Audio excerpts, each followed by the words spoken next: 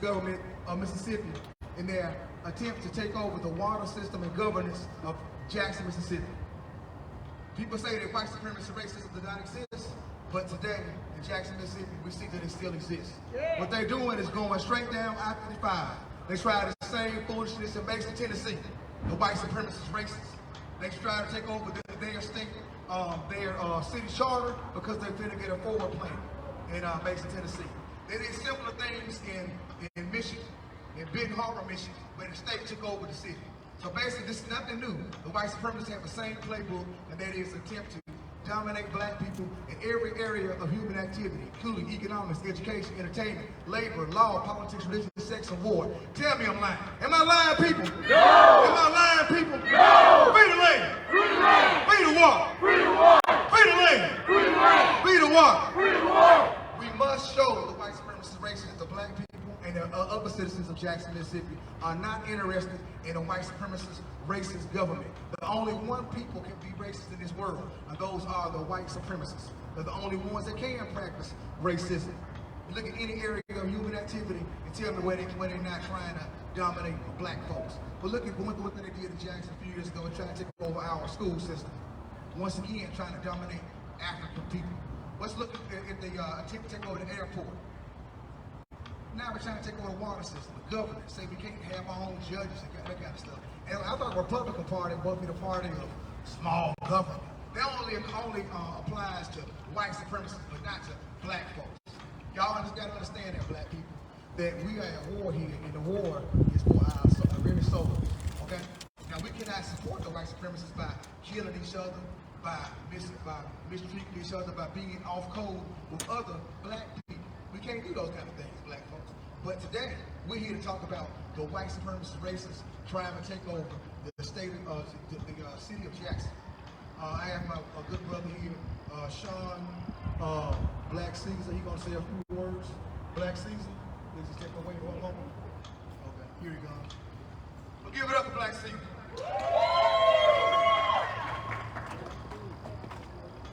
Power to the people.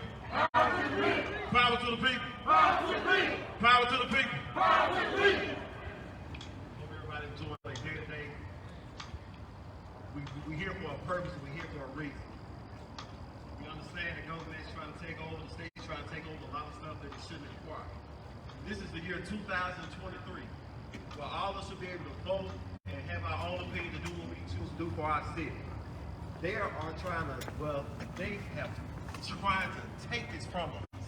It feel like we're right back in 1953 again when we didn't have a voice. But now we have a voice and we have an opinion and we can do as we will and as we choose. You know, we got crime in the city, we're aware of it. But it should be up to us to see who we want to put in office to control our city and do as we will. Point blank period. We don't need somebody living in Madison controlling Jackson. We don't need nobody to live in Grenada controlling Jackson, Mississippi. The residents of Jackson, Mississippi control Jackson, Mississippi. We put people in office to control and govern other things. So to make a long story short, we here, we're going to protest peacefully, we're going to stand tall, we're going to stand together, and we all got to realize, if we don't stand together, we're not going to achieve nothing. We got to stand together, my melanated sisters and brothers out here. We got to stand together. Because if they see that we're not unified, they're going to separate us. And separation is the worst thing in the world. So we're going to stand together, we're going to do this peacefully, and our voice will be heard. We'll be heard from the north end to the south end to the west end. Power to the people. Power to the people. Power to the people. Power to the people. And we're not going for it. So we got to get a petition or whatever we have to do. We are not going to allow these folks to come in and take over our city. We have good mothers out here. We have good fathers out here. We don't need that extra government. We got this. Now, if y'all want to take that money, invest it in Jackson. Take that same money y'all spending to try to control Jackson and invest it in Jackson, Mississippi. So if we need to put more police officers here, give them a raise. If y'all got money to take over, y'all got money to give the law enforcement raise and get other entities down here to help us out of the situation we got here. It's just simple. Everything is simple. There's no need to try to take over. So again, power to the people. Power to the people. Free the land, we got Sister Mayani. Sister Mayani.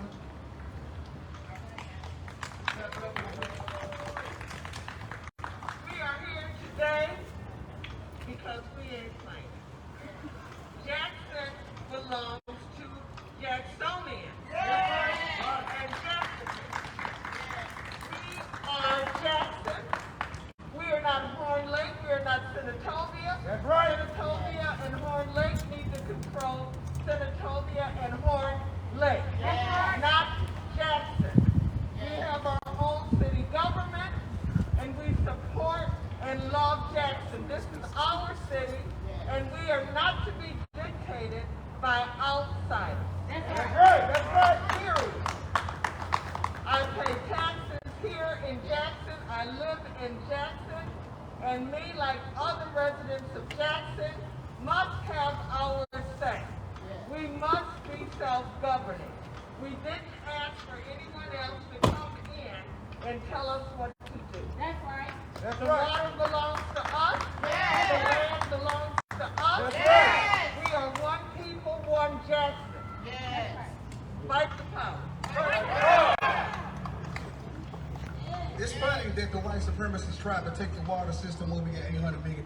Prior to that, they weren't studying our water system because it's been messed up my whole life. My whole life, the water was messed up. All of a sudden, $800 million, they want some of that change. That's what they're trying to do. You know why? Because well, look what happened to Atlanta. In the 1970s, when Maynard Jackson was mayor, they built an airport in Atlanta, and they created a spiral, but the universe is going in spiral. The soul is in a spiral. It's going in a circle. It's spiraling, right? Let it be an economic spiral for all of Jacksonians, particularly the melanated Jacksonians, who have been disenfranchised, or they attempt to be disenfranchised by a white supremacist, racist government. It's funny that, you know, a brother can go to jail for 25 $5. You got people out here stealing $77 million. Now they're trying to steal $800 million. What the heck is going on out here, y'all? What the heck is going on out here? Well, we ain't going for it all. We ain't going for it all.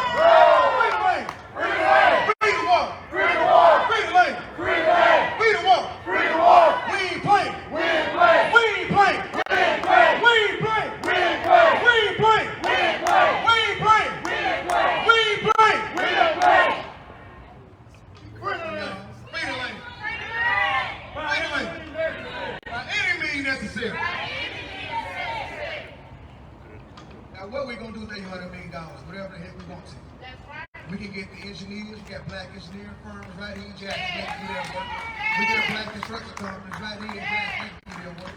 Heck, we got some white construction companies. Guess what they can do though? They're gonna have to sub that out to about 50 to 45% black companies. That's it, right? Because we can go ahead and feed our families, we stop all this crime. The crime ain't about police. Crime is economic issues.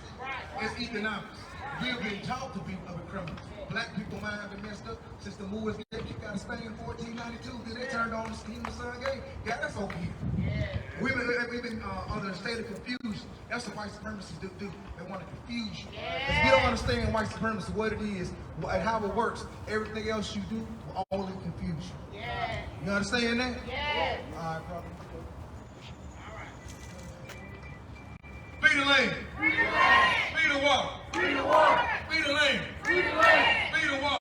Free the walk. Keep your hands off my money. Keep your hands off my money. Keep your hands off my water. Keep your hands off my water. Keep your hands off my money. Keep your hands off my money. Keep your hands off the water. Keep your hands off my water. $800 million thieves. Thou shalt not steal. Thou shalt not steal. They say it's a Christian state, right? It's the Bible Belt, right? Why they trying to steal black folk money? Because it's black folks. That's why they trying to steal it. That's 100% what they doing. All right? And we're going to make sure that these black politicians do the right thing, too. We put them in office. We want them to do the right thing. The right thing they're supposed to do is what? Find resources for us. And guess who did that? Chuck Wayman, Charlie. I give Chuck Wayman. Give it up to Chuck Wayman. What the hell wrong with that man calling that man and company? What the hell wrong with him? Calling Chuck Wayne and company. He out of his cotton picking mind. Out of his mind. We ain't going for it up. We ain't playing with him. We ain't playing with him. We ain't playing with him. We ain't playing with him. Free the lane. Free the lane. Free the water. Free the water. Free the lane. Free the lane. Free the water. Free the water. Free the lane. Free the lane. Free the water. Free the water. Free the lane. Free the lane. Free the water. Free the water. Free the lane. Free the lane. Free the water. Free the water. Black folks. Free the lane. Free the lane. Free the water. Free the water. Black folks. Will not be slaughtered. Free the lane. Free the lane. Free the water. Free the water. Black folks will not be slaughtered. Give it up for Jackson. Give it up for Jackson. I appreciate all of y'all for showing up on very short notice. We're playing this in a very short time. And I'm very appreciative of y'all coming out here and waiting on brother Dr. Umar, the prince of Pan-Africanists, to come on down here and give us a few words about these white supremacist racists and the systematic racism we are enduring here in the state of Mississippi. And this is just not just Mississippi, it's global. But right now, Jackson is proxy for other places in the world. Okay? Like I say, this happened in Mason, Tennessee. So it happened over there in Colorado where they harassing black folks. But Dion said there ain't no racism in Colorado. Ain't no crime in Colorado. You know what I'm saying? You know, but that's okay. The TC did the damn thing. And he gonna do it this year too. And again, we'll give it up to Chuck Wade one more time. Chuck Wade had a lot to do with this. That's why I put free the land, free the water. That's the purpose of this father. We love that man. We love him to death. We love him to life. We appreciate that.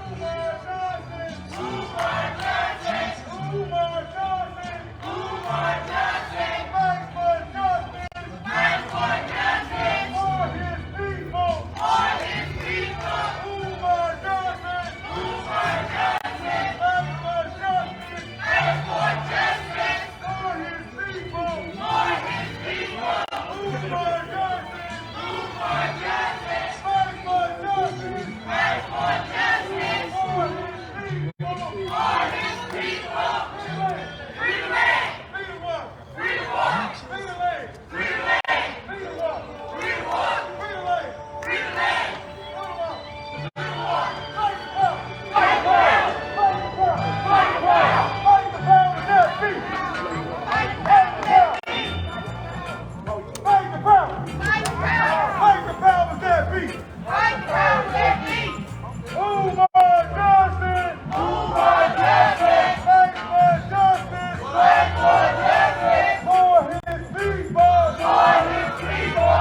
Umar Johnson. Umar Johnson. Fight for justice. Fight for justice. For his people. For his people. Umar Johnson. Umar Johnson. Fight for justice. Fight for justice. For his people.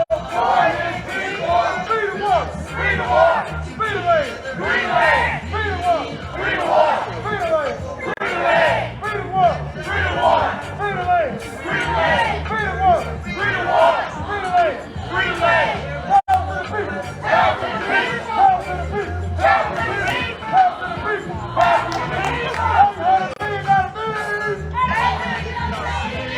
$800 million bills.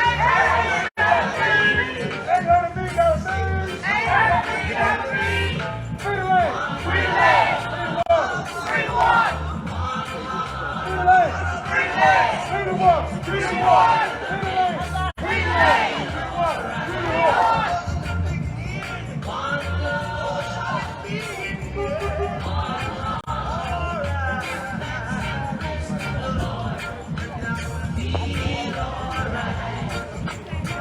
Umar Johnson. Umar Johnson. Fight for justice. Fight for justice. For his people. For his people. Umar Johnson. Umar Johnson.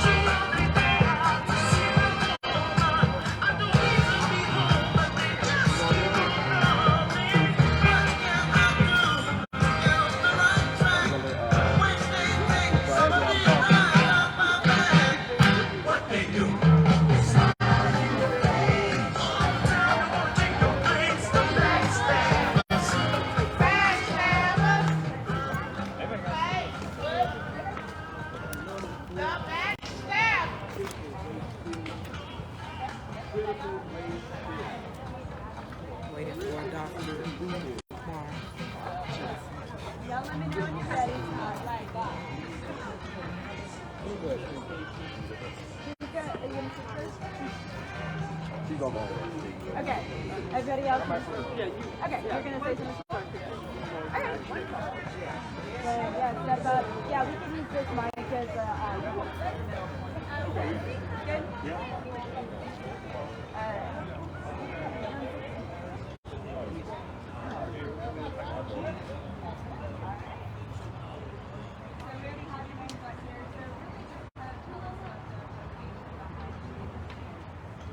Motivation is to bring attention to the intent of the state of Mississippi, the white supremacists of the state of Mississippi, and taking the governance and the water from the city of Jackson. They weren't interested in our water system. Clearly, because previously the key we had $800 million from the federal government. And let's give kudos, man, we let people go out and get chances for this. And Brother Trump, the anti-war, brought $10 million.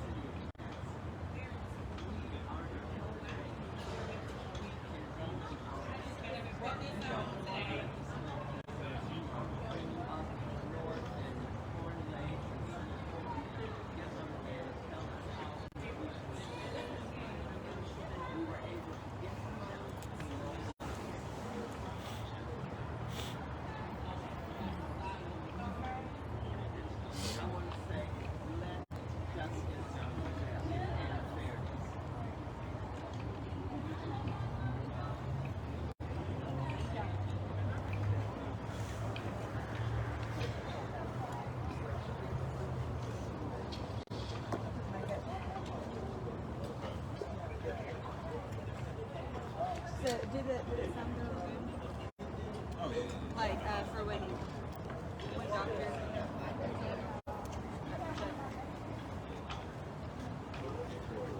Yes.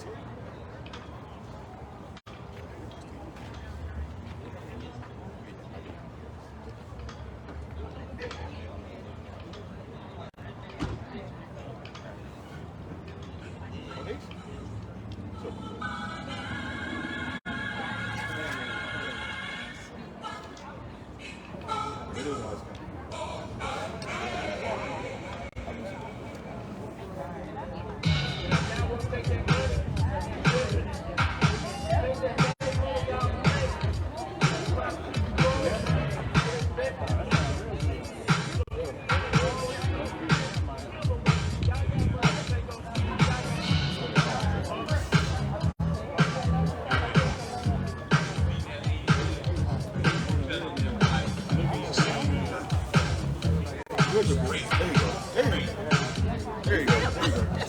That's it?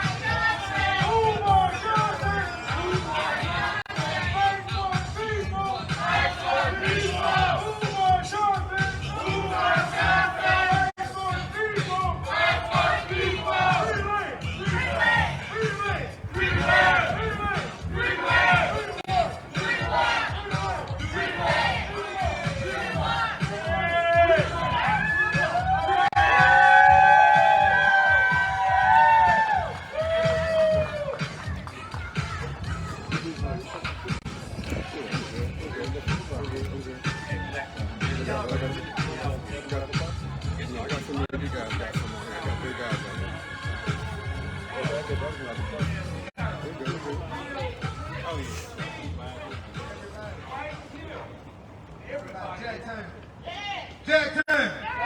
Feed the lane. Feed the water. Feed the lane. Feed the water. Feed the lane. Feed the water. Hey, why are we here tonight? We're here today to make sure that the Our voice are heard.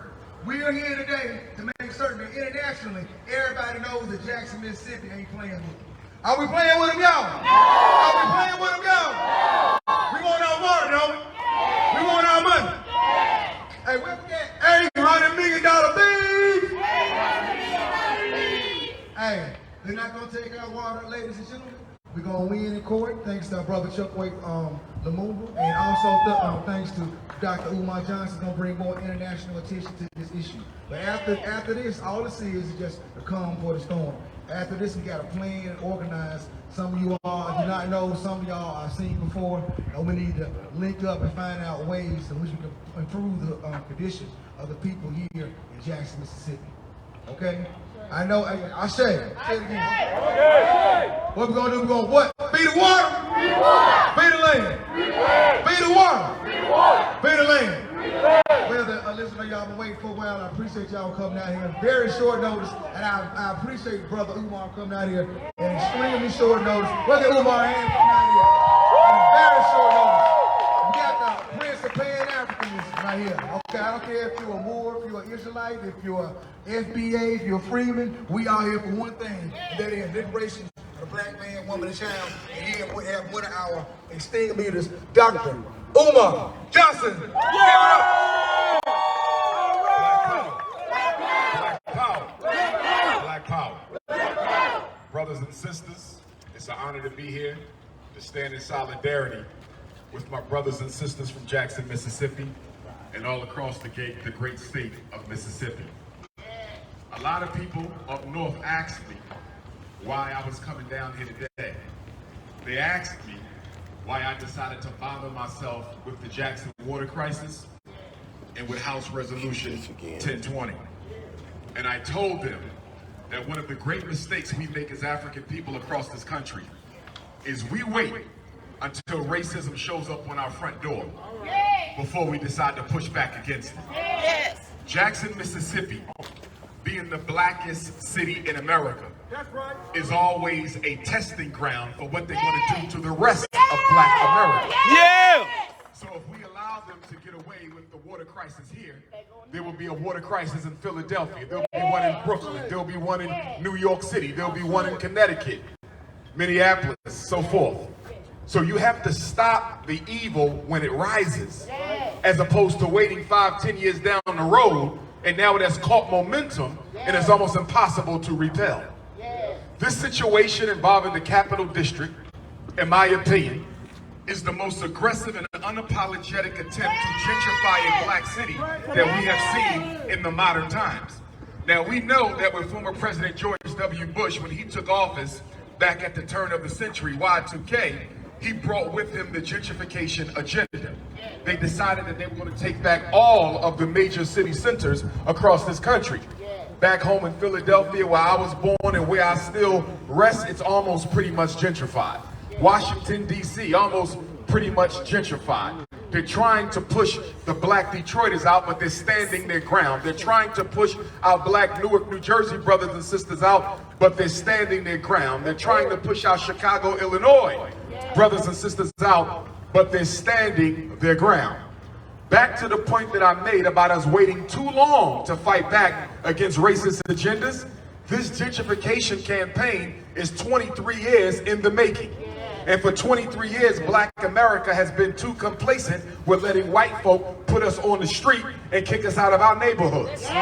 So what they're doing now with the Capital District, they're testing black people's reaction to blatant white racist policy. They say, if we can do this to a city that's 80% black, if we can go in and kick and absolve the mayor of his responsibility over this area, and take away black people's right to choose their own judges, take away black people's right to make their own decisions. If we can go into Jackson and carve out a white heaven in the middle of a black hell, if we can carve out a white heaven in the middle of a black hell, and in this white heaven, we're going to make sure we include all of the major business infrastructure of Jackson, Mississippi. And we're going to give them their own police, their own fire chief, their own captain, their own judges, and not a single one of them has to be elected by black people, nor do they have to be accountable to black people, but yet and still the black people of Jackson's tax base will go to fund this white racist takeover regime. This is 21st century apartheid. This is the return of Jim Crow. This is the return of Willie Lynch. Yeah. Brothers and sisters, people always ask me, especially the college students, they say, Dr. Umar, with all the hell that black people are catching, why don't white people take their foot off of our necks? With all the miseducation, with all the gentrification, with all the police genocide, with all of the economic exploitation of black people, why not just leave us alone? And I say there's 3 reasons why they will never leave you alone. Number 1, break it down. African people are the only people in the world who can reproduce themselves with any other race. No matter how low our numbers go, we can always repopulate almost overnight because God blessed us with 100% genetic reciprocal dominance. We can reproduce with the Asian, the Arab, the Latino, the Native American, the European Jew. Not that we should, brothers and sisters, but we could reproduce ourselves in any other group. The Caucasian can only reproduce himself in his own woman. He is at a disadvantage. And we know that across this country, 25% of the states are losing more white people than they are producing. 25 of American states are seeing a greater white population loss than a white birth creation rate. And as a result of that, they want to take it out on black people. This aggression, this psychological paranoia, this reaction by the white power structure and white citizens in general is an attempt to rid America of blacks before Mother Nature rids America of whites. Brothers and sisters, we got to understand something. that America knows that black people have a difficult time standing together. The most honorable Marcus Garvey said that we were a race of people cursed with petty differences. If we didn't have a reason to fight, we would find one. A good friend, a Queen Mother elder of mine back home in Philadelphia, she said, Doc, the reason black people suffer so much is we're the only people in the country without a racial ego. We have a Christian ego. We'll die for Christianity. We got a Muslim ego. We'll die for Islam. We got a Hebrew ego. We'll die for the Torah. We got a Sigma Gamma Rho ego, and a Delta Sigma Theta ego, and a Zeta Phi Beta ego, and an Alpha Tau Alpha ego. We got a Omega Psi Phi ego, and a Phi Beta Sigma ego, and a Iota Phi Theta ego. And we got Alpha Phi Alpha. Who did I leave? Masonic. I didn't leave nobody. Kappa Alpha Psi, Omega Psi Phi, Alpha Phi Alpha, Phi Beta Sigmas. I said the AKAs, the Deltas. Lord knows I love the Deltas, but let's stay focused. We got a Masonic ego. A Masonic ego. We'll fight for any of these clubs and groups, and I respect all the clubs and groups. But if you can die for something that had to be created for you to participate in it, why can't you die for the one thing that God created you to be a part of? We are black forever. Ain't no changing it. Your African racial group membership is the only thing you belong to that God selected that can never be altered. It doesn't matter what you do to kill your race. Whether you try to cook your hair or cook your skin, the African will come back because it is under the domain of Mother Nature. So we can die for religion and die for fraternity and die for all these social allegiances. When are we going to stand up and die for being African? That's right. Brothers and sisters, our children are watching us, and they're watching us really, really closely. Once upon a time, black children didn't see racism up front and close.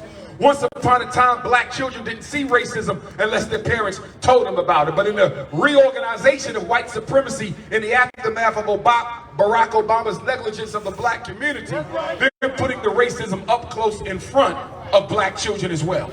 And we have to answer the questions that our children ask us. As one young man asked me inside of a middle school, Dr. Umar, why do we lay down so easily for white people, but we're ready to fight and kill other black people? Why do we lay down so easily for white people, but we're willing to fight and kill for black people, to black people? I look at all the gangs we got, all the shooting and the murders we got, and all the black bodies that are dropping, and yet and still with all this gangster energy, with all this so-called gangster swag, with all of this gangster posture, with all the guns that get collected in the black community on a regular basis, why don't we see none of that energy for the oppressor? Why don't we see none of that energy for the racist power structure? Why don't we see none of that energy for the modern day slave masters? Why? We are so docile in the face of white supremacy, but we are totally aggressive when it comes to other African people. I always say that you can take the slave out of slavery. All day long, you can take the slave out of slavery. December of 1865 took the slave out of a physical chattel slavery, but until you undo the psychological scars, until you undo the emotional damage, until you undo the cultural genocide that slavery inflicted on African people, slavery is still alive with us now more than it has ever been. And I would even make the political argument. I would even suggest politically that there were no slaves in America before 1865. That all the slaves came after emancipation. What do I mean by that? If I gotta put you in chains, you're not a slave. If I gotta beat you to give up your natural name, you're not a slave. If I have to watch you and send dog trackers after you, if you're gonna run away from the plantation, you're not a slave. Slaves don't have to be chained up. Free people have to be chained up. Brothers and sisters, our ancestors were free. We are the slaves. As I travel the world, and as I travel the country, I ask myself, how can a nation of 50 million Africans in America, 50 million we are, spread across 50 states, and yet nowhere I go in this country do I see an independent black community. Nowhere in America do we own the school. Nowhere in America do we own the hospital with the school. Nowhere in America do we own the supermarket along with the hospital and the school. Nowhere in Black America do we own the bank along with the hospital, the supermarket, and the school. All this money we wasted. All these Christmas gifts we can buy. All of these 4th of July parties. And I'm trying to understand. Why would a Negro celebrate his slave master's freedom from England when the slave master ain't never celebrated your freedom? And speaking of that, Black Jackson, Mississippi, I'm going to be 100% honest with you. Joe Biden, President Biden, did not federalize Juneteenth 2 summers ago because he cares about black people. He did not federalize Juneteenth and make it a federal holiday 2 summers ago because he wanted to put black history on showcase. The reason President Biden made Juneteenth a federal holiday is to kill Juneteenth. Brothers and sisters, if you study the history of our holy days in America, every time the U.S. government approves of a black holiday or celebration, it loses its power. I remember once upon a time, Black History Month, this month was a very powerful month. Yeah. I remember growing up where every day there was a major Black History program on television. Yeah. Every night there was a major Black History celebration in every black community. And then the White House started celebrating Black history. And once the White House started celebrating Black history, they put it on a postage stand, and they put it on TV, and they put it in the federal directory. All of a sudden, Black History Month started losing all its power. I remember once upon a time when Dr. King Day first got approved back in the 1980s, Dr. King's Earth Day celebration meant something in America. It meant something in the black community. And then all of a sudden, white folks got into the Dr. King celebration and took the passion on out. I remember once upon a time during Kwanzaa. Kwanzaa was powerful. 7 days of Kwanzaa was one of the most revolutionary things that happened in our community. And then Dr. Karinga made the mistake, all due respect to the elder, when he said non-Africans can participate in the Kwanzaa celebration, but they cannot lead the Kwanzaa celebration. What? And by allowing us to allowing non-Africans to participate in Kwanzaa, they killed the revolutionary energy of Kwanzaa.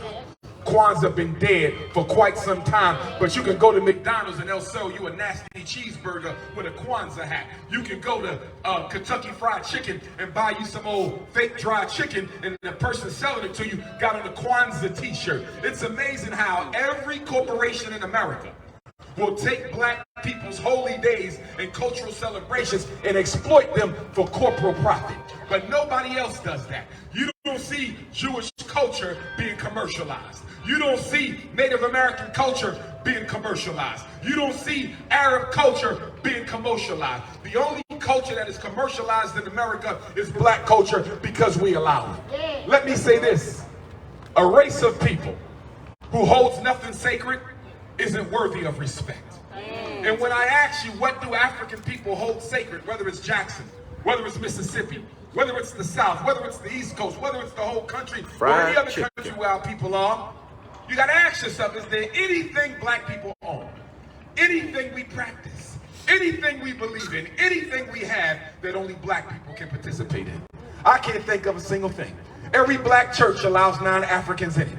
Every black celebration allows non-Africans in it. Every black organization allows non-Africans in it. The European Jews don't allow non-Jewish people in everything that they do.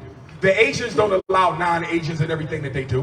Why are you handcuffed to a colorblind multiculturalism where you're forced to value the life of people who would much rather see you not have a life? How is that, brothers and sisters? How is That's that? right. Queen Mother Fannie Lou Hamer from right here in Rouville, Mississippi said, I'm sick and tired of being sick and tired. And when somebody asks Queen Mother Fannie Lou Hamer, what about this Mississippi Freedom Democratic Party that you pushing? Don't you think this is a little bit too dangerous? Don't you think you're stoking the fire where one doesn't need to be stoked? Don't you understand you cannot be successful? Fannie Lou Hamer, you will lose and you will die. And Queen Mother Fannie Lou Hamer, standing 5'4" tall, looked up and responded, if I must die, I will die, but I'm going to die falling forward 5'4" tall for freedom, brothers and sisters. Woo! We as African people have gotten too complacent with our oppression. We as African people have gotten all too comfortable with the white man reasserting his slave energy over our lives. We've gotten all too comfortable with letting the big decisions that affect African people be made by those who we know have no interest in our long-term best interest, brothers and sisters. We got to wake up and fight. And black men, I'm disappointed in us. Yeah. We are too comfortable watching our women being beat by police. We are too comfortable watching our mothers be homeless on the street. We are too comfortable letting people dictate policy in the black community without pushing on black. Where is the black masculinity? We need it, brothers and sisters. Here I am, We need it. right here. Medgar Evers calls from the grave right now. Emmett Till calls from the grave right now. Hiram Brothers calls from the grave right now. Where's black masculinity when you need some, brothers and sisters? And I want to say this. As long as we keep on playing this Democratic Republican back and forth game, we're going to lose. The Democratic Party is not the friend of African people. The Republican Party is not the friend of African people. We have to divest from both parties. Build your independent black political party or an independent black political union. The Democrats don't care any more about black folks than white folks do in the Republican Party. Don't get it twisted. We are being dictated to by a double-headed dragon of white supremacy. One is red, one is blue, but they both racist. When are we going to wake up? Facts. Facts. I'm trying to understand how black people have been voting Democrat for 100 years almost. In another decade, we would have been voting Democrat for 100 years. What have we gotten except mass incarceration for that loyalty? What have we gotten but millions of single black mothers kicked off welfare? Speak! What have we gotten except every civil right that our ancestors died for from 1940 to 1970? Barack Insane Obama took it and rolled it over to the rainbow community. He took it and rolled them rights on over to the immigrant community. He did. He took it and rolled those rights right on over to the feminist and the white woman's community. While we stood by and applauded him as a great black president when he stripped you down more than any president in American history. Brothers and sisters, we need to regain our African spirituality. It's also another weakness of ours. I remember when I was over in Japan, they invited me to Japan to speak to the Africans in Japan. And in Japan, there's a center where all the Japanese come, no matter what their specific ethnicity is, and they honor their ancestors at a central shrine in the middle of Japan. I said, oh my God, this is where we're lacking as African people. And they got it from us. You have to big up your ancestors. We have an army of invisible warriors that we have to tap in. Fannie Lou is still here. Ida B. Wells is still here. Harriet Sojourner, everybody is still here. But you got to do right by their legacy in order for them to come to your aid during your emergency. I said you got to do right by their legacy in order for them to come to your aid during an emergency. People say, Dr. Umar, why don't God listen to black people? We've been praying and we still catching hell. Dr. Umar, why is the black man and black woman of America still catching hell after all we have been through? And I say the answer is real simple. We have accepted white people rule over our lives. And until we decide that there's no power that should exist or reign over us except God Almighty, we will stay where we are. We will stay where we are. Believe it or not, the white man was created to test your commitment to God consciousness. The white man ain't going nowhere until black people put him back in his place. He does not know how to act. He does not know how to think. He does not know how to create anything except an exploitative system for his own benefit. Brothers and sisters, they want to gentrify Jackson. So black people in Jackson got to come together, sit down non-emotionally and strategize. How do we start walking this thing back? Because you can. You have to think outside the box. But if you are afraid of white people, no strategy you have will win. If you are afraid of white people, you are defeated before you have even began. If you are afraid of white people, they will never take you serious. I remember I was reading a military book, Napoleon Bonaparte, a racist who was defeated by our brothers and sisters in Haiti during the Haitian Revolution.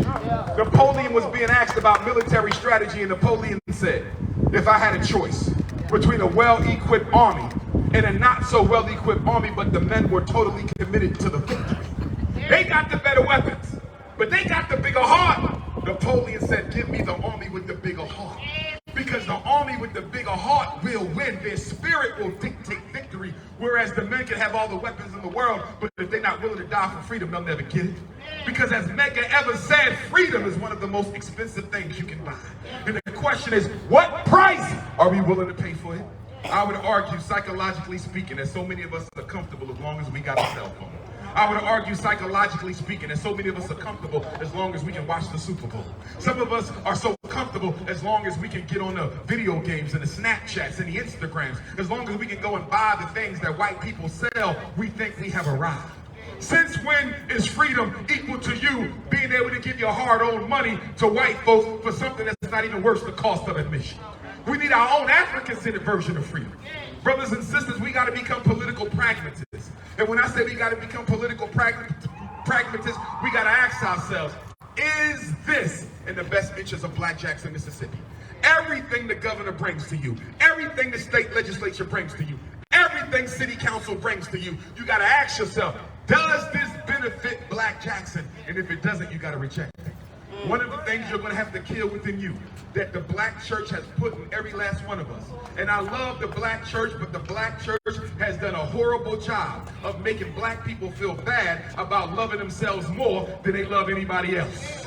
And one of the things the Black church has done is the Black church has deified oppression. What do I mean when I say the Black church has deified oppression? It makes Black people feel like you have everything when you have nothing at all. It makes Black people feel that you're wealthy even though you're broke. It makes Black people feel you're being blessed by God even though the police are killing your children. That's the deification of religion, making Black people think that their suffering is divinely imposed by God. I'm here to reject that notion, brothers and sisters, and I'll tell you unapologetically and unequivocally, and I don't care who don't like it, any religion that tells me I have to die in order to experience heaven. Any religion that tells me I got to die in order to be free. When I look around Mississippi and I see the white man got his freedom now, and the Latino got his freedom now, and the Arab got his freedom now, and the Asian got his freedom now. So if the white man can be free on earth, and if the brown man can be free on earth, and if the yellow man can be free on earth, and if the red man can be free on earth, then the Black man got a right to be free on earth. I'm not waiting until I die to get free, brothers and sisters. White folks think Black people are stupid. They think we don't recognize what they're doing with Jackson, Mississippi. And they're not just doing it in Jackson, they're going to take it on down to Natchez, they're going to take it on up to Hattiesburg. It's going to go on up to the Delta, it's going to go to Biloxi, it's going to go to Gulfport. What they're going to do is they want to defunct every Black community. They want to destroy it by definancing it. They want to make it break down so they can justify coming back in and gentrifying it and turning this beautiful city of Black people into a safe haven for multi-million-dollar rich white people. That's what they're doing, brothers and sisters. They are defunding Jackson to kill Jackson so they can come back in and turn it into a multi-million-dollar safe haven for white folks. Question becomes what we're going to do about it. I read in one of the newspapers, one of the state reps, one of the white racist lynch mobbers up there, he said that the reason we got to do this capital district, the reason we got to expand it is because of crime. We got a backlog of criminal cases that ain't been processed, so we got to add some more judges and help y'all go on and do this. Well, if that's the case, why you just didn't give the judges to Mayor Lumumba? If that's the case, why you just didn't give the resources to the city? If that's the case, why did you have to create a completely separate capital district? You didn't need no completely separate capital district. That was just the opportunism of the white man seeking an opportunity to get in and take over where he's not needed. If those men over there really care about crime in Mississippi, if those men over there and women really care about crime in Mississippi, I got to ask them a question.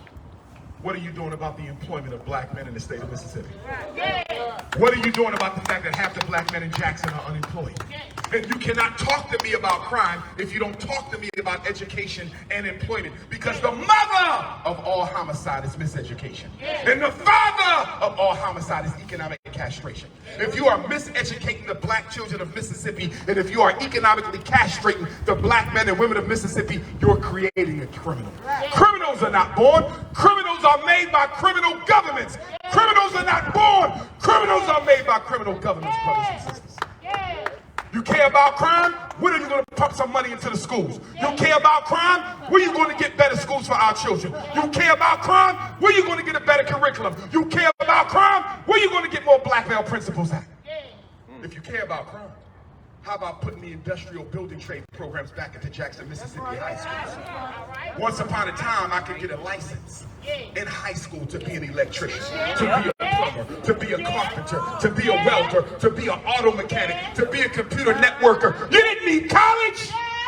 You can go to work right after high school. But the white folks took them programs out. This is how they created the criminal environment that we live in. They made the inner city destitute of resources and opportunities. In any community, black, white, red, brown, or yellow, that is destitute of opportunities, crime will be born. So if you ain't talking about fixing these damn schools, don't talk to me about no crime. And if you ain't talking about giving black men and women no livable wage jobs, don't talk to me about no crime. All the bills that get passed over there, which one was an economic stimulus package for employment for blacks? Have you ever heard a conversation even about an economic stimulus package for employment for blacks? Nowhere you go do they talk about economic stimulus employment for blacks. Even Joe Biden won't break his mouth to talk about building jobs for black people. But you'll bring Ukrainians over here. You'll airlift the Ukrainians over here and drop them down in black communities. And one of our communities in Chicago, Illinois right now, brothers and sisters, they are protesting because they just dropped off a whole bunch of Latino immigrants over there, didn't talk to nobody, didn't ask nobody. Why they don't drop these off? Why they don't drop these off in white neighborhoods? And then the Ukrainians get free schooling, free housing, free medical, and they get a free SSI check. I'm trying to understand how you never worked a day in your life in this country, never built the country, don't pay taxes into the country, but you can take an SSI check from an elderly black woman. And let's put it in context of the fact that black America has its highest unemployment rate in over 40 years. You ain't got no money to save us, but you can save Ukrainians. You can save Afghans. Look at the contradiction. And then we got a congressional black caucus up there. What is the congressional black caucus doing about the takeover of Black Jackson, Mississippi? What is the conversation in D.C. by the CBC about the takeover of Black Jackson, Mississippi? Them 59 Negroes are some of the most docile elected officials we ever had in our history, and it's time to get them the hell up out of here. I love my elders. And in African culture, we love the wisdom that comes with age. But in our culture, we also believe that you need the young man for war and the old man for counsel. And the problem with the Congressional Black Caucus in the halls of D.C., the halls of American government, is most of them are old enough to be my grandparents. And when you get to the age where you are a grandparent, you ain't really trying to fight too much no more. You ain't really trying to go to jail too much no more. You ain't really trying to dodge bullets too much no more. We don't need to throw them away, but we need to have them step away from that table and let us put some young revolutionary fighters in Washington, D.C. to give us what we need. They care about crime so much?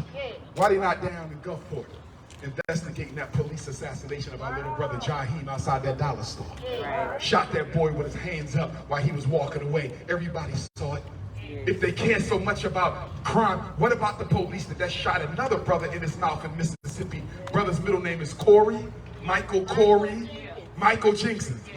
Jenkins, shot in the mouth by police of Mississippi.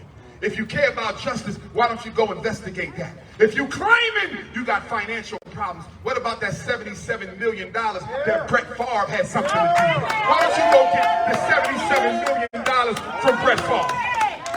And brothers and sisters, I'm not a conspiracy theorist, but I gotta wonder. I find it highly suspicious that brother Deion Sanders was ushered right out of Jackson before House Resolution 1020 passed. I find it a little strange that Deion Sanders somehow was gone before they passed that House Resolution 1020. Is it possible that the white power structure decided we got to get Deion out because if he's still here, black people are going to make him speak up and out against House Bill 1020?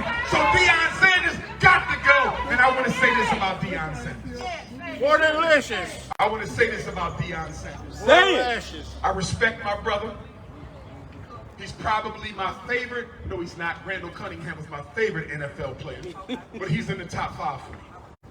But I am disappointed. I'm not going to disrespect him, but I'm disappointed in Deion Sanders. See, what y'all don't know is I spoke to about a dozen Jackson State football team members right after Deion's departure, right after my last Breakfast Club interview. I said I need some intel on this because I want to speak intelligently. And so I said, if you play for Jackson State, reach out to me, let's have a conversation. I spoke to about a dozen brothers on that football team. And every last one of them was consistent in saying he did not tell us that he can leave us that soon. He misled us to believe that he was here for the long haul. And let me tell you why Deion leaving was so disadvantageous to black colleges. Right now, there's a lawsuit at the Supreme Court. It is a lawsuit financed by white people but they're financing it for Chinese Americans. They want to throw out the use of race in admissions at higher education.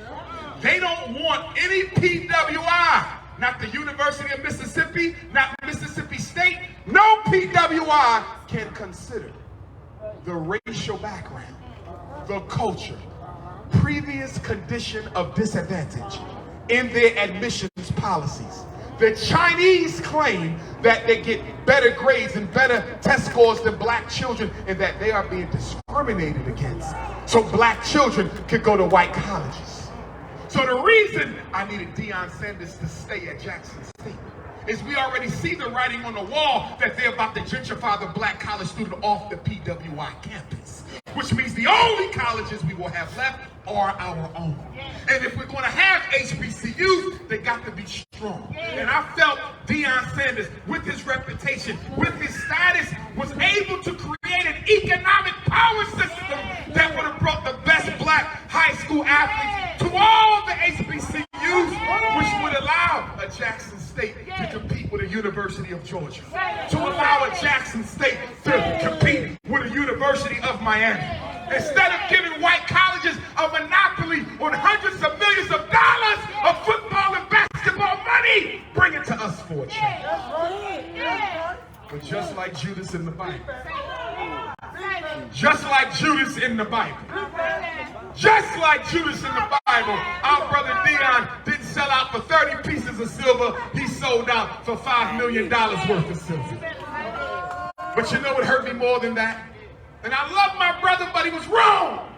What hurt me more than that is all the black beta males I saw on social media defending Deion turning his back on HBCU Jackson State, Mississippi. I had Negroes texting me, Dr. Umar, what did you want him to do? They broke into his office, they broke into his car, he was underpaid, he was using his own money. I said, well, guess what?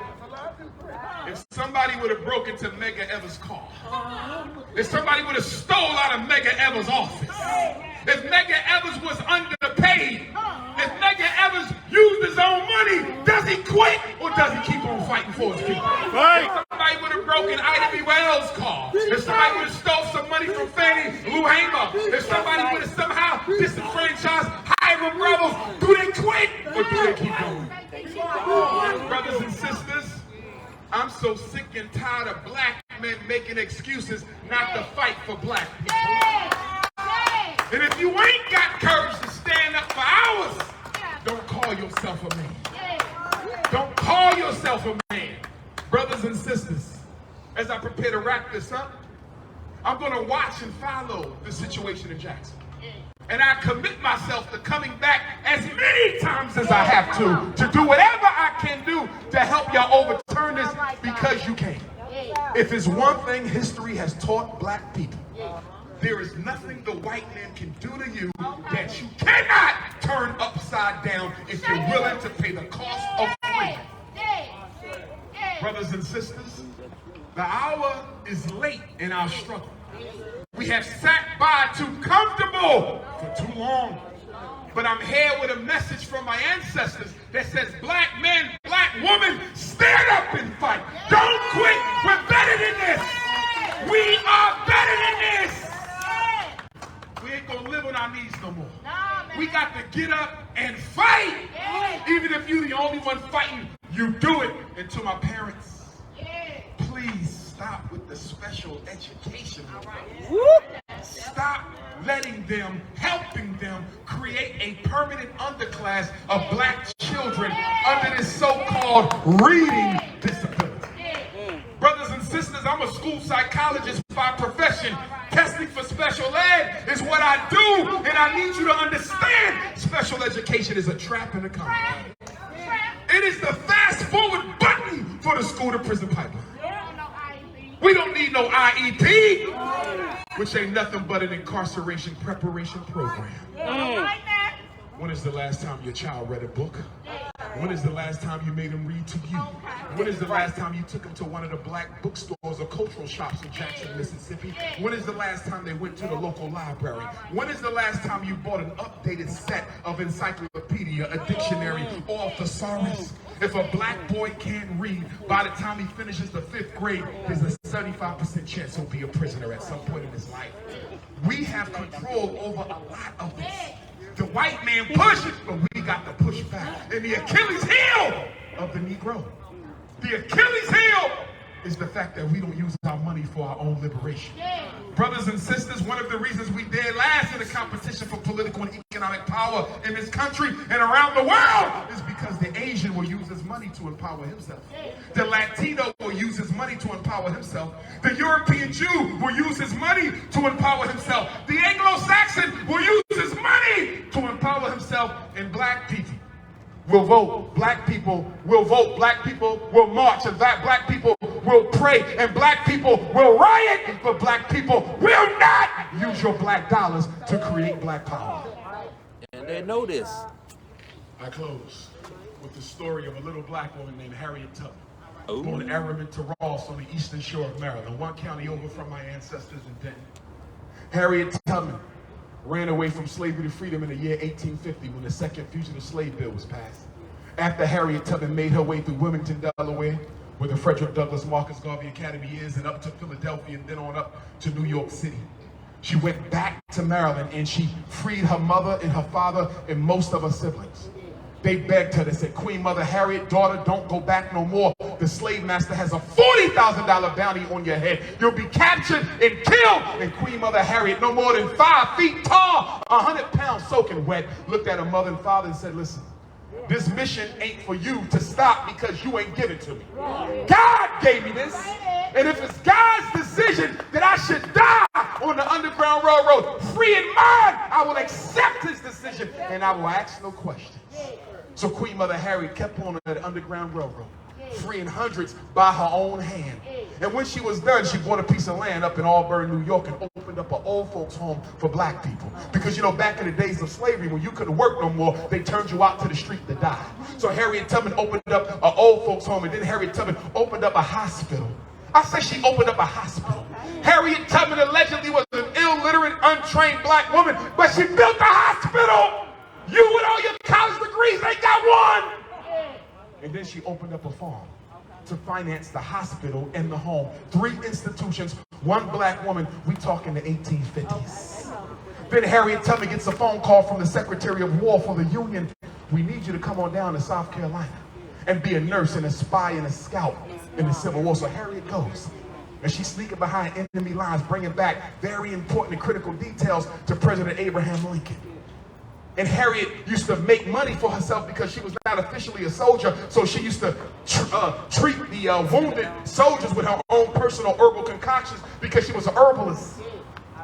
And when the Civil War was over, Harriet Tubman applied for a freedman's pension, and they denied her.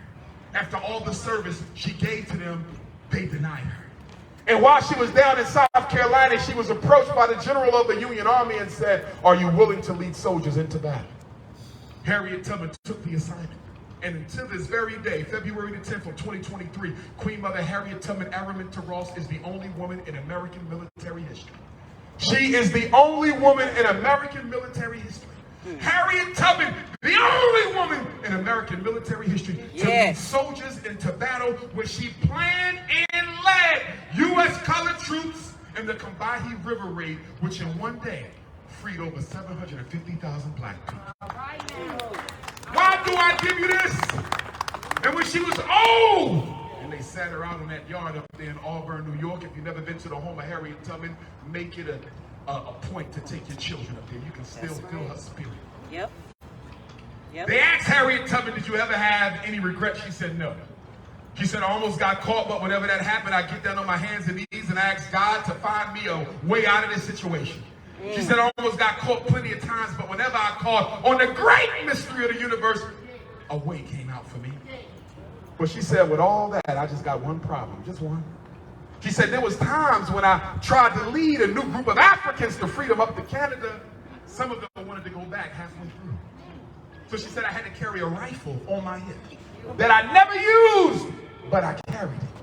And whenever a Negro told me, Mama Harriet, I can't go no more, I'm too hungry, too tired, too cold, too scared, she would cock the gun to their temple, and she said, and I'm only quoting my ancestors, dead niggas tell no tales, you go on and you die here.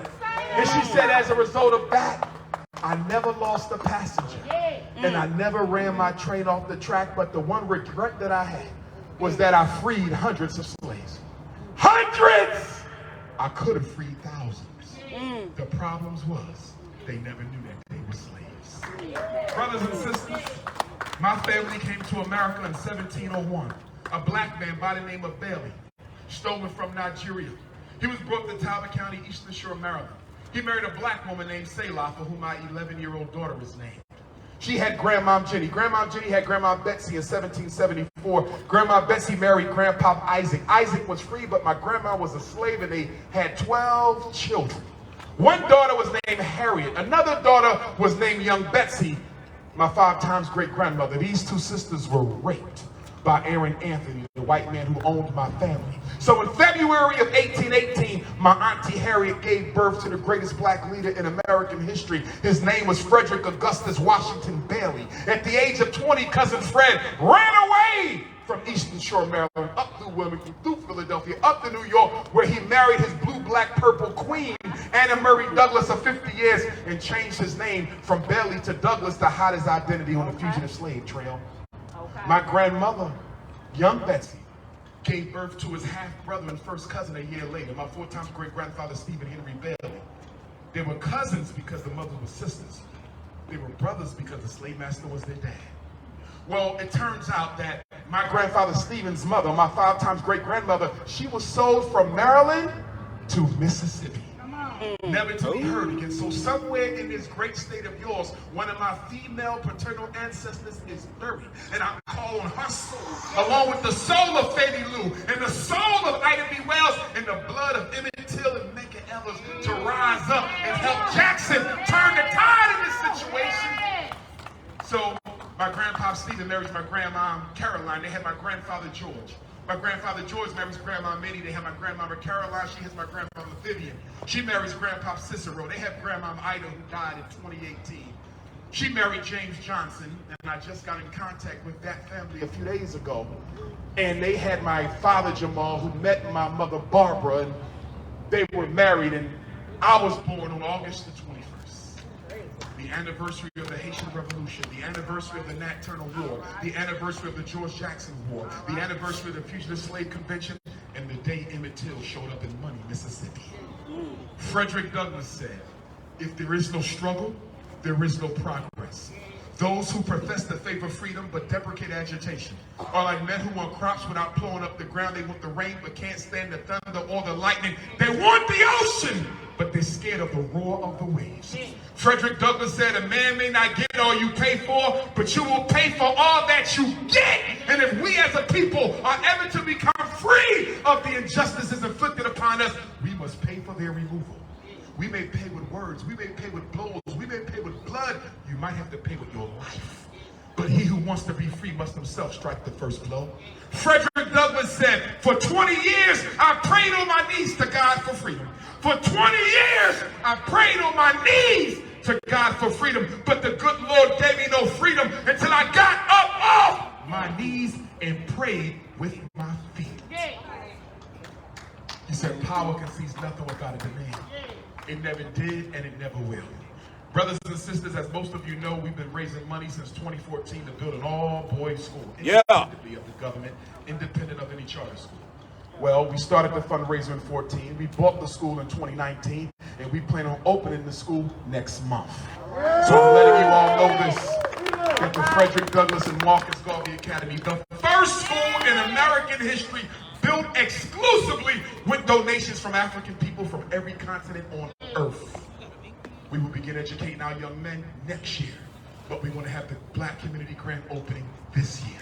We was going to do it this month, but we're going to wait until April. So please make sure you stay in contact with me. I want all of my Mississippi family, I don't care if you got to bring a bus or a caravan, get to Wilmington, Delaware, and join in on the celebration of the first school of its type in American history. All right. If you want to work at my school, please send me your resume. We need math teachers, science teachers, we need social studies, we need civics, but guess what else we need? We need brothers and sisters who know African spirituality to teach it. We need brothers and sisters who know gun training to teach it. We need brothers and sisters who know natural food and vegan food preparation to teach it. We need agriculturalists and farmers to teach it. We need brothers and sisters who know how to build websites to teach it. We need those who know how to go fishing and hunting and camping to teach it. This is a leadership academy. Because if it's one thing Black America needs more than anything else, is Black men with leadership. So brothers and sisters, I thank you all for those of you who have donated and supported us through this mission, because it has not been easy. As you know, the coons and the Negro peons are always on their job. But despite all that, and with the ancestors at my back, we are prevailing, and we are at the finish line right now. With that, I want to invite all of you who are interested to join us tonight from 6 p.m. until 8 at the African Art Gallery, 800 Farish Street. You all know where that is, F-A-R-I-S-H. I will be there tonight for a meet and greet conversation, Q&A, Black Town Hall conversation for those who would like to be there. But in closing, I want to say, I did not come here today because I expect us to lose. I came here today because I expect us to win. I came here today to bring life back into us, because victory is on our side. If there's one thing we know, and two things for certain, some of the most powerful people in the world today were some of the most disrespected and ignored people yesterday. I remember when Mao Zedong of China went to Russia, Joseph Stalin wouldn't even shake his hand because he considered the Chinese to be so beneath him. Look at China today. I remember once upon a time, the Germans said the British would never make a good slave. Look at the British Empire today. So history has shown us that sometimes the first will be last, and the last will be first. Black power. Black power. Black power. Black power. Jackson, I love you. One more. All right. Woo!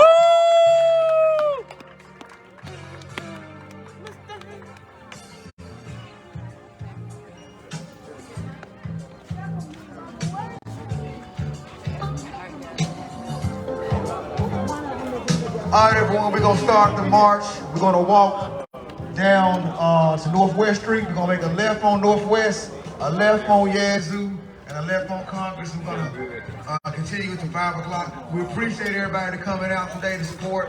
We appreciate you, Dr. Umar Johnson. Appreciate you, Chuck Lumumba. Appreciate the spirit of our ancestors. Free the land! Free the land! Free the land! For any means necessary.